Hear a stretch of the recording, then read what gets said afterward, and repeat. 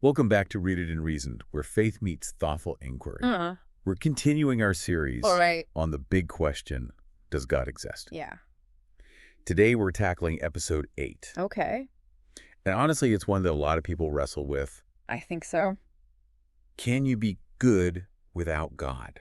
It's a question that gets right to the heart of what it means to be moral. Okay, so to be clear, Yeah. we're not debating whether you can be good Right. without believing in God. Exactly. Okay. We all know people who don't believe in God, but Yeah. they're still kind of Mhm. compassionate and live really ethical lives. So the real question is, Mm, can you be good if God doesn't even exist? right. That's the deeper issue. Yeah. It makes you think about Right. objective morality, the idea that some things are just plain right or wrong, no matter what anyone thinks. So, like, let's say someone cuts in line at the cafeteria, right? Okay. It's not just annoying. It actually feels unfair. Right. Is it possible? We're assuming there's some kind of real standard of fairness. It's a fascinating thought, right? Right. If there's no God Mhm. who or what decides what's right and wrong, Yeah. does it just become a matter of opinion? That's where things get tricky. Yeah. Because if everything is just opinion, Right. doesn't that mean, like, someone could say stealing is okay, Uh-huh. and there'd be no way to say they're wrong? That's the argument for objective morality, Okay. that there needs to be a standard Right. beyond personal preference. Right. And for many people, that standard is God. Okay, so how does God fit into all of this? Well, the idea is that God's very nature is good. Okay. So just like a perfect musical performance Okay. is the standard for all the recordings, No, wait. God's goodness Yeah. is the standard for our actions. Hold on. I need to wrap my head around this. Okay. So you're saying the closer our actions are to God's goodness, Yeah. the better those actions are. And precisely, and this is where the idea of God's commands come in. Okay. They're not random rules, Yeah. but they're expressions of his perfect goodness. Okay, that's starting to make more sense.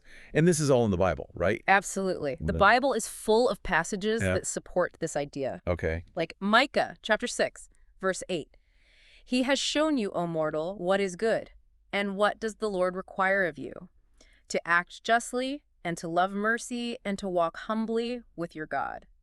Wait, so it's not just about believing in God. Right. It's about actually doing good things. Exactly. Micah 6, Yeah. 8 connects morality directly to action. Okay. How about this one? Okay.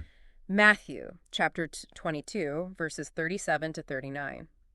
Jesus says, "Love the Lord your God with all your heart and with all your soul and with all your mind. This is the first and greatest commandment, and the second is like it. Love your neighbor as yourself." Oh, yeah. That's a famous one. Right. But there's going to be more, right? Tons. Okay. Romans chapter 2, verses 14 to 15 says that even people who don't have the Bible often do things Right. that line up with God's laws. Yeah. It's like those laws are written on their hearts. So even if you don't believe in God, Right. you might still have a sense of right and wrong. Yeah. It's pretty mind-blowing. It is. Right. But it raises another question. Okay. If God is the basis for morality, Right. couldn't he just decide something bad is good and make it so? Whoa, that's a big one. Right. Does that mean Right. morality is just whatever God decides? That's where things can get a little confusing. Right. The key is that God doesn't just randomly decide what's good. Okay. His commands reflect his nature, Right. which is perfectly good. Okay. It's not that something is good because God wills it. Okay. God wills something because he is good.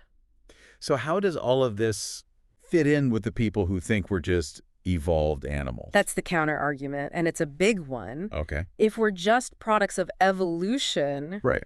where does morality even come from? After all, animals don't really follow a moral code. Right. Like, if a cat kills a mouse, Mm-hmm. we don't think it's morally wrong. It's just being a cat. Exactly. Right. But does that same logic hold up when it comes to humans? Right. Is it really okay to say things like murder or theft have no real right or wrong attached to them?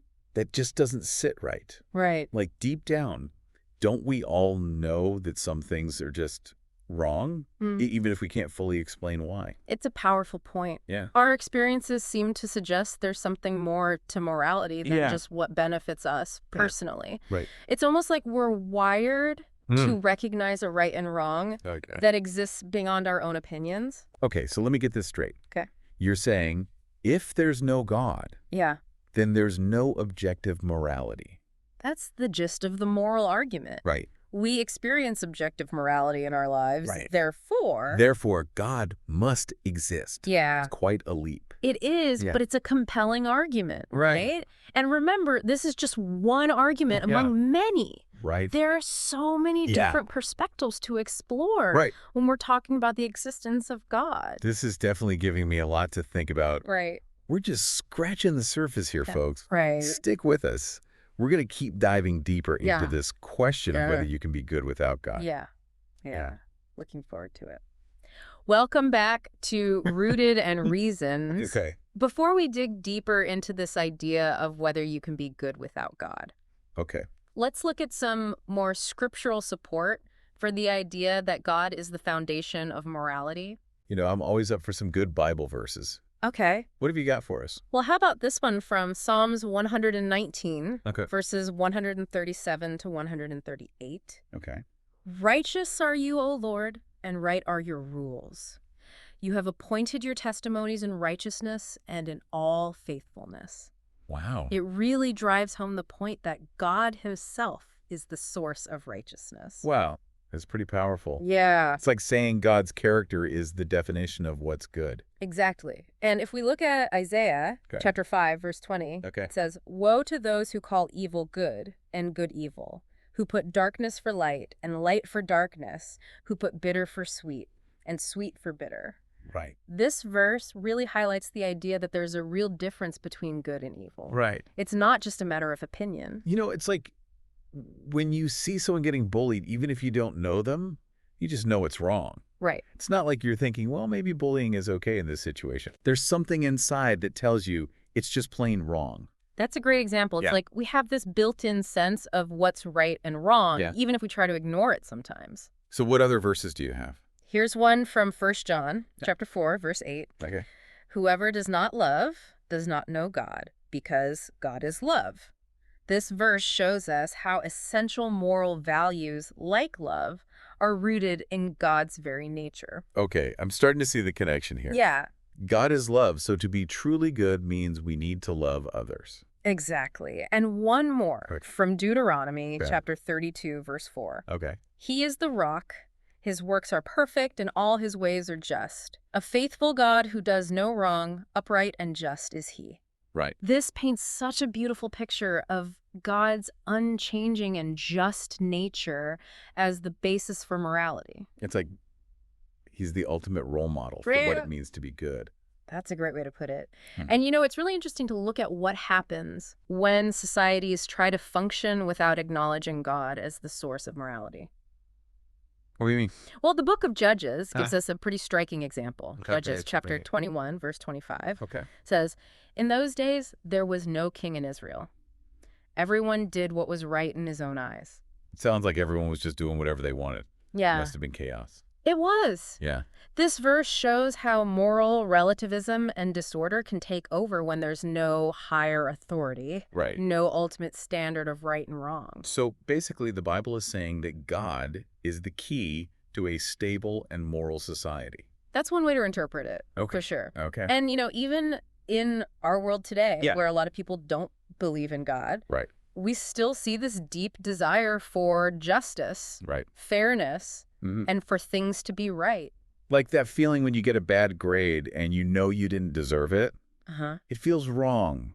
Yeah. Like there should be some standard of fairness. Precisely. Yeah. And that brings us right back to the moral argument. If God doesn't exist, Right. where does that inner compass come from? Right. Why would we care about things like justice and fairness Mm. if we're just evolved animals? I mean, if it's all about survival of the fittest, shouldn't we just be focused on taking care of ourselves? Exactly. The fact that we have these moral intuitions, these deep-seated convictions about right and wrong, Mm. points towards a moral lawgiver, Right. a source of objective morality that goes beyond what any individual happens to think. So where does that leave us? Hmm. Can you be good without God? Well, as we've seen, Right. both the Bible and this moral argument strongly suggest that true goodness ultimately comes from God. Okay. Without him, Yeah. morality just becomes subjective, a Right. matter of personal preference. Yeah. And honestly, that can lead to a lot of problems. It's almost like saying without God, there's no way to really say anything is good or bad. That's a powerful thought. Yeah. And it makes you wonder what would happen to concepts like justice and fairness Right. if that were truly the case. That's a pretty unsettling thought. Yeah. So what do you think? Does objective morality exist? Mm. And if it does, where does it come from? It really makes you think about where our sense of right and wrong comes from. Yeah. Like, maybe it's not just us making things up, but something bigger. Right. Think about it. Even people who don't believe in God still argue for justice and fairness. Right. It's as if they're unconsciously drawing on a moral framework that points to something beyond just personal opinion. It's like they're borrowing from a rule book they don't even believe in. Exactly. But if it's not God, where did those rules come from? Mm. Did we just evolve to be moral? Does that Yeah. even make sense? It's a good question. And honestly, saying morality is just a product of evolution feels pretty flimsy when you're talking about something as important as good and evil. I agree. I mean, the Bible actually offers a much stronger explanation. Yeah. A God who is the source of all goodness. Yeah. And whose character is the ultimate standard for what's right. It's a powerful idea, right? Yeah. To think that there's a perfect standard of goodness that we can strive for. It makes all those times I've felt something was just plain wrong Yeah. make a lot more sense. Mm. Like maybe deep down, it really is wrong, not just my opinion. That's the thing about objective morality. It resonates with something deep inside us. Yeah. It goes beyond what we just happen to think or feel in the moment. So for someone listening who's really wrestling with the idea of God, where do you think they should even start? Honestly, the biggest thing is just being open to the possibility. Okay. Don't shut down the idea of God before you've even explored it. Look Right. at the arguments. Yeah. Read the scriptures. Okay. Consider the evidence. Give God a chance, basically. Exactly. And there are so many resources out there to help you on this journey. Right. Books, podcasts, websites. Right. Even just talking to someone with a strong faith can make a huge difference. And you don't need to have all the answers right away, right? Not at all. Faith is a journey, not a destination. It's okay to have questions, Right. to wrestle with doubts, Right. to even disagree. Yeah. That's how you learn and grow.